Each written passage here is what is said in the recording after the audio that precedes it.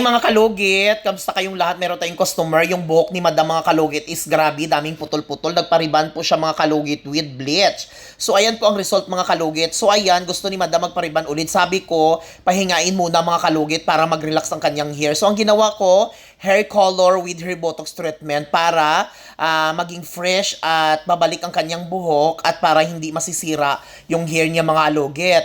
So marami talagang putol mga kalugit. So ayan, nag-try si Madam sa aking services dito para maging okay ang kanyang buhok. So nakikita nyo mga kalugit, daming putol. So ang kulay po na na-apply ko mga kalugit is honey tea brown with hair botox treatment mga kalugit. At hindi namin siya ni-reband, baka maputol again ang kanyang hair. So ito po ang resulta ng kanyang hair mga kalugit. Sobrang happy po ang client natin dahil satisfied po siya at na-achieve po yung gusto niyang kulay. So ayun mga kalugit, na wala po yung mga bleach na at naging honey tea brown po ang kanyang kulay sa buhok at sobrang shiny. Ayan mga kalugit, after 3 days makikita talaga yung result ng kanyang hair. At subukan nyo po mga kalugit ang aming services, lalo na po ang hair botox kalugit.